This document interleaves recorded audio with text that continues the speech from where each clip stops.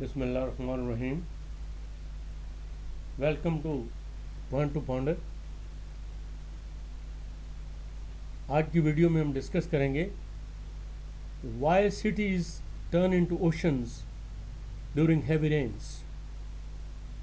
यानी जब बहुत ज़्यादा बारिश आ जाती है तो हमारे शहर जो हैं ये दरिया और समुद्र क्यों बन जाते हैं। अब अगर आप इस टॉपिक से ये अंदाज़ा लगाने की कोशिश करेंगे कि मैं कोई सियासी बात करूँगा तो ऐसा हरगिज़ नहीं है। वो जिसका काम उसी को साझे। तो मैं तो यहाँ पे सिर्फ एजुकेशन के लिए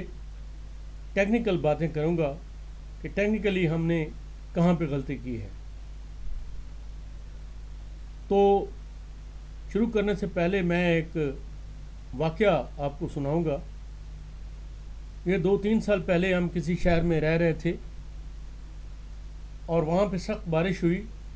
यही जुलाई अगस्त का महीना था और पूरी लेन के अंदर बहुत से घरों में के सामने बारिश का पानी जो खड़ा हो गया और वो कोई 2-3 दिन खड़ा रहा। हत्ता कि हमें घर से सड़क पे जाने के लिए भी गाड़ी इस्तेमाल करनी पड़ती थी।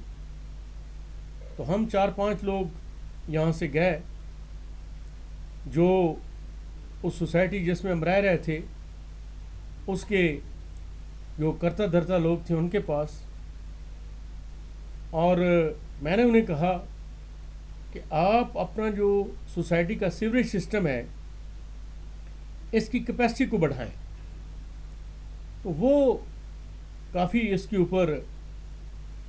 थोड़े से मुस्कुराए और वो कहने लगे कि आपका मतलब है कि जी जितना भी सीवरेज का इंफ्रास्ट्रक्चर है सोसाइटी का उसको फाड़ दिया जाए और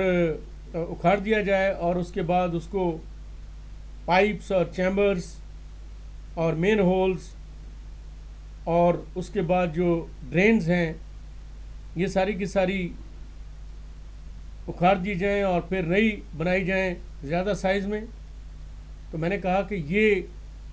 आप का इससे मतलब लेते हैं कि कैपेसिटी इस तरीके से बढ़ाई जाती है। आपको इतना ही पता है, लेकिन कैपेसिटी को बढ़ाने के बहुत से तरीके हैं। मैं आपको हरगिज़ ये मशवरा नहीं दे रहा कि जी पहला जो सीवरेज सिस्टम है इसको आप उखाड़ दें। तो मैंने कहा कि आप देखें ये सारा का सारा जो सीवरेज का गार्बेज और पानी जो है और बारिश का भी और ऊपर वाला और नीचे वाला सब जो है ये आपके डिस्पोजल में जाता है और डिस्पोजल से आपकी जो मोटरें हैं वो उठा के इसको नाले में फेंकती हैं और उससे आगे ये फिर कहीं और चला जाता है, दरिया में या जहाँ पे भी जाना होता है इसने। अब वहाँ पे आपने डेली वेजेस के ऊपर जो वर्कर रखे हुए हैं वो सिर्फ 8 घंटे उन मोटरों को चलाते हैं। तो जब वो 8 घंटे के लिए मोटरों को चलाएंगे तो उसकी बजाय आप अगर 16 घंटे 24 घंटे में मोटरों को चलाएं तो आपकी ये कैपेसिटी जो है ये डबल हो जाती है। ये एक तरीका है अपने सिस्टम की कैपेसिटी को बढ़ाने का। दूसरी बात जो मैंने उनसे की वो ये थी कि आप कंप्लेंट बेस्ड मेंटेनेंस कर रहे हैं। कंप्लेंट बेस्ड मेंटेनेंस का मतलब ये है कि आपको कंप्लेंट आती है और आपके लोग जो हैं वो गाड़ी को लेके और स्वीपर्स वगैरह को लेके वहाँ पे चले जाते हैं और वहाँ पे गटर और मेन होल और ये वो साफ़ करना शुरू कर देते हैं या गाड़ी में उनसा पानी जो है वो एवेक्यूएट करते हैं वगैरह वगैरह। तो आप रूटीन मेंटेनेंस करें, कंप्लेंट बेस्ड मेंटेनेंस ना करें। जिस तरीके से कि आपने अगर आपको इल्म है कि जी फ़ौज के अंदर जो उनका इक्विपमेंट होता है, उनका जो हथियार होते हैं, उनकी जो गाड़ियाँ होती हैं उसमें डेली मेंटेनेंस होती है, फिर उसमें वीकली मेंटेनेंस होती है, फिर उसमें 15 दिन के बाद मेंटेनेंस होती है, फिर मंथली मेंटेनेंस होती है, फिर उसके बाद जो है क्वार्टरली मेंटेनेंस होती है, फिर 6 मंथली मेंटेनेंस होती है, फिर ईयरली मेंटेनेंस होती है और फिर उसको बाला अफसर जो है वो मॉनिटर करते हैं। तो तब जाके उनका निज़ाम जो है वो सही चलता है। तो मैंने कहा ये 2 तरीके हैं कैपेसिटी बढ़ाने के। जब आपका सिस्टम जो है वो लग गया, जो भी वो जैसे भी लगा, वो तो अभी सिस्टम आपका इंस्टॉल है, लेकिन अगर आप इसको 8 घंटे के बजाय 16 घंटे जो है वो आप जो आपकी मोटरें हैं वो चलें और डिस्पोजल जो है उससे पानी आगे वो उसका पानी का अखराज हो, तो एक तो ये है कि जी आपके सिस्टम की कैपेसिटी डबल हो जाएगी, और दूसरी जब आप रूटीन मेंटेनेंस करेंगे तो फिर ये मसला जो है ये पैदा नहीं होगा। तो बहरहाल उसके बाद हम 3-4 साल जो वहाँ पे रहे तो वो मसला जो था वो नहीं आया, और बारिशें आई और हर साल जो है वो घंटे 1.5 घंटे के बाद जो है पानी जो है वो आगे चला जाता था। अब हम आते हैं कि जी इसकी रिस्पॉन्सिबिलिटी किसकी है। अब रिस्पॉन्सिबिलिटी जो है सीवरेज की ऑब्वियसली वो गवर्नमेंट की है, या जो गवर्नमेंट के नीचे जो अदारे होते हैं उनकी है, जिन्होंने सीवरेज सिस्टम डेवलप करना होता है। वो उन्होंने खाली डिज़ाइन दे के और पैसे दे के और कॉन्ट्रैक्ट दे के तो बस अपनी जिम्मेदारी से फारिग नहीं होना होता, बल्कि उन्होंने क्वालिटी कंट्रोल जो है उसको इंश्योर करना है कि क्या जो काम हमने इनको सौंपा है इस पर्टिकुलर कंपनी को या फर्म को, तो वो काम जो है वो अकॉर्डिंग टू द स्पेसिफिकेशन हुआ है या नहीं हुआ। तो पहली जिम्मेदारी तो उनकी है। उसके बाद जो कंपनी इस सिस्टम को डेवलप कर रही है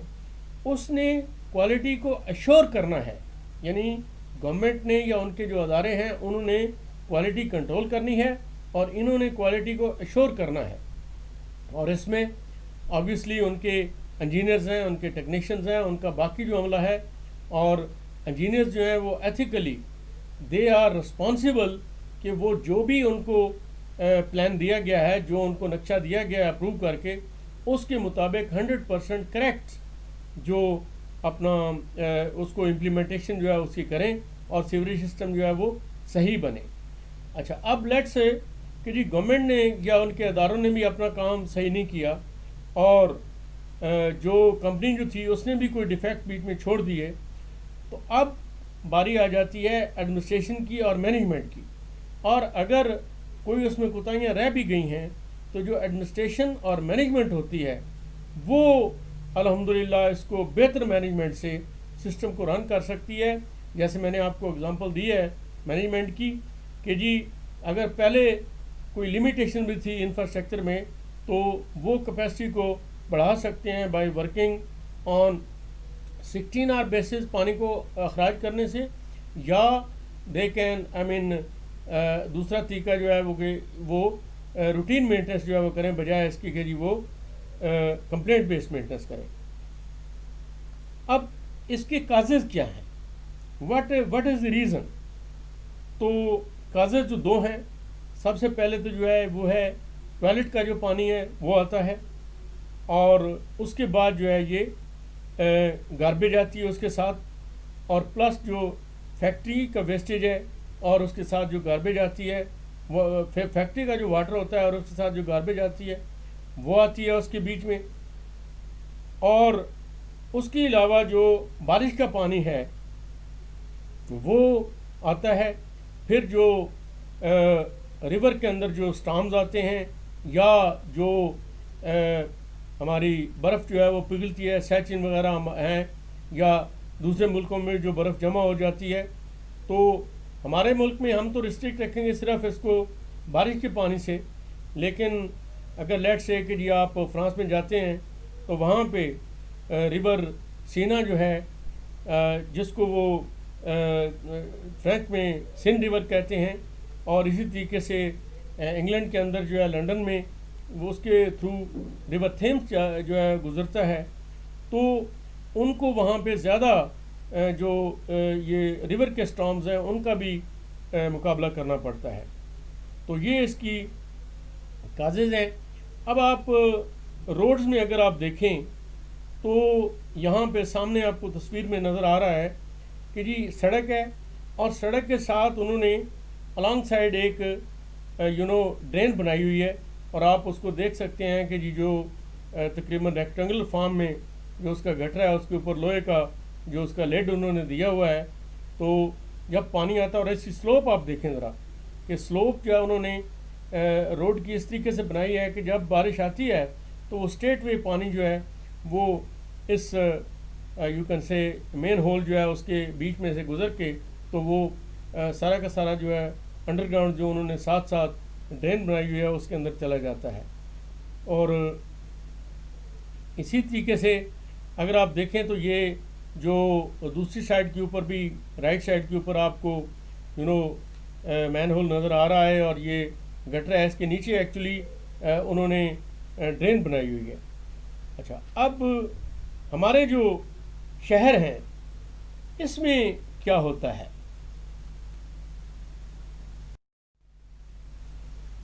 अब अगर अर्बन सीवरेज की आप बात करते हैं तो आप यहाँ पे दूसरे मुल्कों में जो कुछ हो रहा है वो भी अब तस्वीर में नज़र आ रहा है, लेकिन हमारे यहाँ पे क्या होता है कि हमारे जो ड्रेन्स हैं वो ब्लॉक हो जाते हैं, उनको कोई रेगुलरली क्लीन नहीं करता, बल्कि हमने देखा है कि जी, और आपने भी देखा होगा कि जो शॉपर और गार्बेज और जो भी आप सफाई करते हैं तो उसमें कूड़ा करकट जो है वो आप उन ड्रेन के अंदर फेंक देते हैं, जिसकी वजह से वो ब्लॉक हो जाते हैं। Poor design of the road, हमारी जो, ठीक है सड़क तो बन गई लेकिन उसकी जो क्वालिटी है वो बहुत पुअर होती है। मसलन उसकी 40 स्लोप्स हैं, पहली बात। और दूसरी बात है कि जिस सड़क के साथ साथ ड्रेन बनना चाहिए वो नहीं बनता। जैसे आप देखें कि ये जो एक किसी भी शहर की जो कोई मोहल्ला है और उसके अंदर आप देखें कि जी ये सड़क है, हालांकि ईंटों की सड़क बनी हुई है ये पुराने ज़माने की, लेकिन उन्होंने दरमियान में जो है इसका एक ड्रेन बनाया हुआ है, और उसके अंदर जो है वो मेन होल भी आपको मैन होल जो है वो भी आपको नज़र आ रहा है, और उसके अंदर से पानी जो है, और उसकी स्लोप देखें आप कि जो ही बारिश आती है पानी दाएं से और बाएं से वो it is bound to go into the drain. इसी तरीके से अब राइट साइड के ऊपर अगर आप देखते हैं तो ये भी आपको किसी सड़क के नज़दीक जो ग्रीन पैचेस हैं उसके अंदर उन्होंने नीचे जो है उसका ड्रेन जा रहा है, और उसके बाद इस यू कैन से यहाँ से पानी जो है वो नीचे चला जाता है। उसके बाद जो अगली बात आती है वो है कि जी हमारे जो वाटर ड्रेन्स हैं इसके अंदर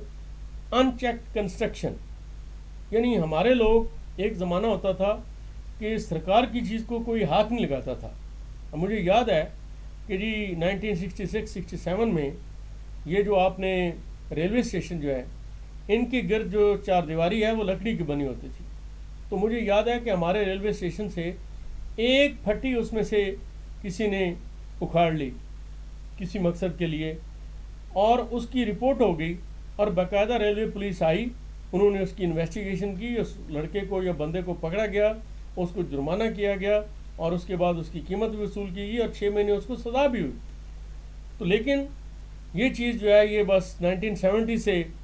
चल है कि जहाँ पे भी गवर्नमेंट की थोड़ी सी कोई लैंड नज़र आ जाती है तो उसको फौरी तौर पे लोग जो हैं वो कब्ज़ा कर लेते हैं उसके ऊपर।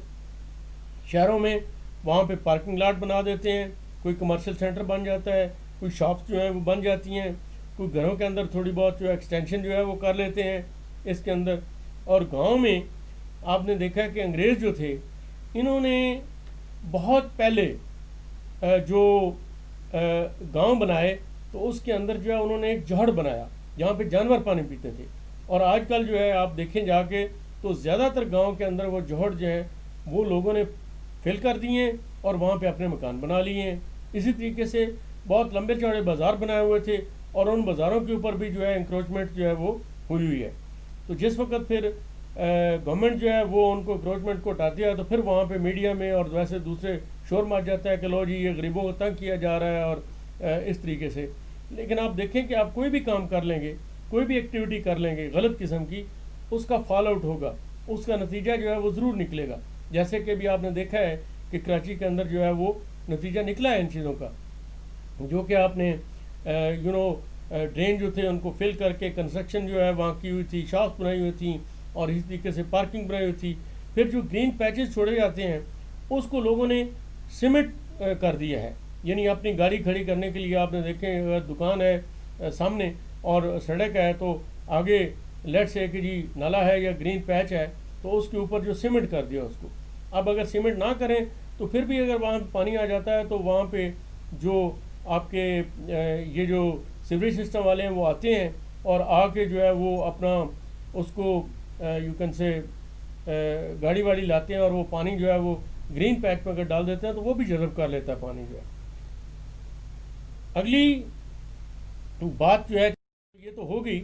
और उसके बाद आप देखें कि जी आप ये तस्वीर आपको नज़र आ रही सड़क है फॉर एग्ज़ाम्पल, और इस सड़क के ऊपर एक जो वो सर्विस रोड है बिल्कुल अंदर, और दरमियान में इनके जो है वो ड्रेन बनी हुई है पानी के लिए। और आप ज़रा स्लोप देखें इस सड़क की, ठीक है, कि किस तरीके से है कि यानी बारिश आती है जिस वक्त तो वाटर जो है पानी जो है वो it is bound to go to the drain, मतलब वो हो नहीं सकता कि सड़क के ऊपर वो खड़ा हो जाए। इसी तरीके से आप राइट साइड की जो तस्वीर है इसके अंदर देखें तो ये जो आपके लोहे के जो कवर नज़र आ रहे हैं इसके नीचे भी जो लिड है तो इसके नीचे भी जो है वो आपको यू कैन से ड्रेन नज़र आ रही है कि बारिश आती है स्ट्रेट वे पानी इनमें नीचे चला जाता है और उस सड़क के ऊपर कोई पानी वानी नहीं होता, क्योंकि ये उन मुल्कों में तो हर वक्त जो है वो बारिश होती रहती है। आगे हम देखते हैं कि जी ये पानी जो कि जाता है तो उसके बाद इसको क्या डिस्पोजल इसकी क्या है। तो जो डेवलप्ड कंट्रीज़ हैं वहाँ पे मगरबी ममालिक में, तो वहाँ पे तो जो वाटर जो है उसका ट्रीटमेंट की जाती है। जैसे आप तस्वीर में 2 वाटर ट्रीटमेंट प्लांट जो हैं वो देख सकते हैं, और वो लोग इसको सिर्फ एग्रीकल्चर के लिए इस्तेमाल नहीं करते बल्कि पीने के लिए भी ये पानी इस्तेमाल होता है। यानी तकरीबन उसकी 8 स्टेजेस हैं जो वाटर जिसको ट्रीट किया जाता है उसको साफ़ किया जाता है। और आप ज़रा देख लें, आपको वैसे you can say you will not like it, लेकिन आप देखें कि वो टॉयलेट के पानी को, बारिश के पानी को, और जो गार्बेज उसके अंदर है और सारा कुछ है उसको साफ़ करके उसको इतना साफ़ करते हैं कि वो पीने के काबिल हो जाता है।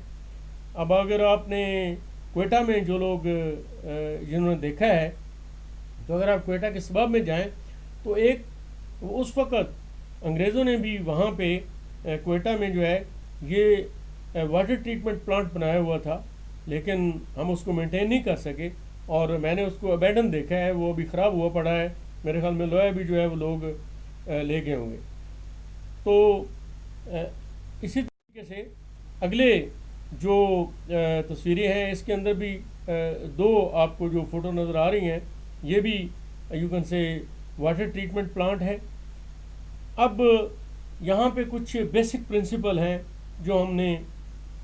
अडॉप्ट करने हैं। ठीक है, सबसे पहली बात तो ये है कि ये डिज़ाइन फॉल्टी नहीं होना चाहिए, डिज़ाइन जो है वो परफेक्ट होना चाहिए। उसके बाद जब रोड कंस्ट्रक्शन होती है और कंस्ट्रक्ट होती है और सीवरेज सिस्टम जो है उसका इंफ्रास्ट्रक्चर जो है वो लगाया जाता है तो वो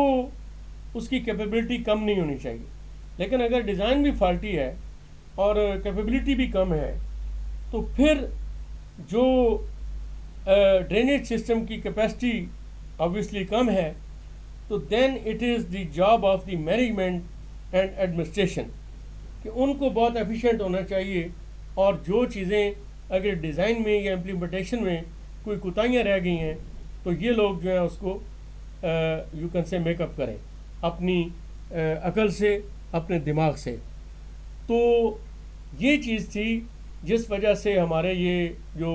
बड़े शहर हैं, कराची है या लाहौर है, इसके अंदर और बाकी भी जो बड़े शहर हैं उनके अंदर भी, और जो छोटे शहर हैं वहाँ पे भी ये प्रॉब्लम आता है। तो इसमें कसूर जो है वो आवाम का भी है कि जी वो कूड़ा करकट और शापर और ये सारी चीज़ें जो है वो फेंक देते बीच में, और उसके बाद जो डिज़ाइन वाले हैं उनको भी अपनी जो चीज़ों को इम्प्रूव करना चाहिए, और इम्प्लीमेंटेशन जो आपके ठेकेदार हैं, सिविल इंजीनियर हैं, उनको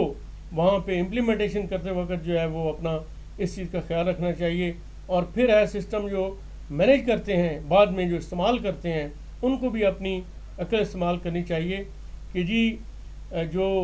रूटीन मेंटेनेंस करें, कंप्लेंट बेस्ड मेंटेनेंस ना करें, और अपनी कैपेसिटी जो है उसको सिस्टम को ज़्यादा से ज़्यादा काम करके, यानी जैसे मैंने कहा कि डिस्पोजल में से पानी जो है वो आगे निकालें 16 घंटे की बेसिस के ऊपर, बजाय इसके कि जी वो 8 घंटे की बेसिस के ऊपर करें। तो चीज़ों को कवर करने के बजाय उनका सोल्यूशन जो है वो ढूंढना चाहिए। तो अगर आपको ये मेरी वीडियो पसंद आई है तो